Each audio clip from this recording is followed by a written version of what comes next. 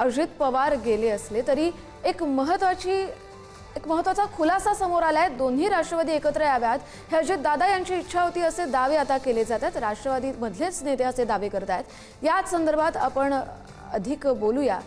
पुढारी न्यूजच्या मल्टीमीडिया संपादक मृणालिनी नानिवडेकर मॅम आपल्याबरोबर जोडल्या गेलेल्या आहेत। मृणालिनी जी, आपण पाहतोय की आता अजित पवार नाही आहेत आपल्यात, पण राष्ट्रवादीचे जे नेते आहेत, खासदार आहेत, ते असे दावे करतायत की अमोल कोल्हे असू देत, अंकुश काकडे असू देत, अजित पवार आणि शरद पवार यांच्यामध्ये पुणे पिंपरी चिंचवडमध्ये युती दरम्यान जी सगळी बैठक होत होती, त्याच दरम्यान ह्या सगळ्या गप्पा सुरू होत्या की आता पुरे झालं, राष्ट्रवादीने पुन्हा एकत्र यावं। तर ही पडद्यामागची घडामोड नेमकी कधी सुरू झाली आणि आता त्याचे पडसाद पुढच्या राजकारणात काय पाहायला मिळतील? अजितदादांनी महानगरपालिका निवडणुकांच्या प्रचारादरम्यान आता एकत्र येणं हे नजरेच्या टप्प्यात असल्याचा दावा वेळोवेळी केला होता। पुढारी वर्तमानपत्रामध्ये आपण बातमीही दिली होती की शरद पवारांनी एनडीए फोल्डमध्ये यावं यासाठी अजितदादांनी पुढाकार घेतलाय। आता आपण एक अजितदादांचा करुण मृत्यू झाल्यानंतर एक लक्षात घेतलं पाहिजे की पवार साहेबांच्या पक्षातले म्हणजे राष्ट्रवादी शप याच्याशी संबंधित नेते एकत्र येऊ असं बोलतायत। तेच सांगतायत की अजितदादांची इच्छा होती। अजितदादांचे जे निष्ठावंत आहेत ते अजून त्या धक्क्यातून बाहेर आलेले नाहीत, त्यामुळे ते त्याबद्दल अजून तरी काही बोलत नाही आहेत। एकत्र येण्याची प्रक्रिया सुरू होणार होती हे सत्य आहे।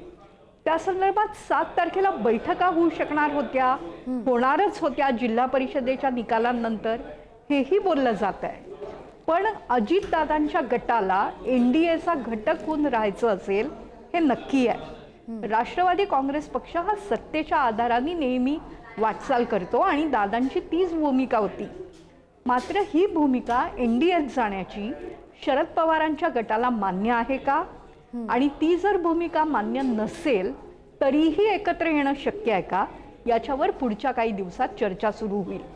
दुसरा पाठोपाठ येणारा महत्त्वाचा प्रश्न आहे, महाराष्ट्राचा अर्थसंकल्प कोण सादर करेल आणि राष्ट्रवादी काँग्रेस अजितदादा गटाचं प्रतिनिधी म्हणून कोणी उपमुख्यमंत्री लगेचच होईल का?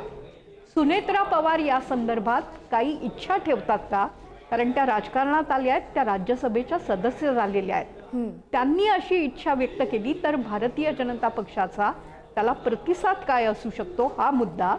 आणि कदाचित मला असं वाटतं प्राप्त परिस्थितीत अर्थसंकल्प मुख्यमंत्री देवेंद्र फडणवीस स्वतःच सादर करतील।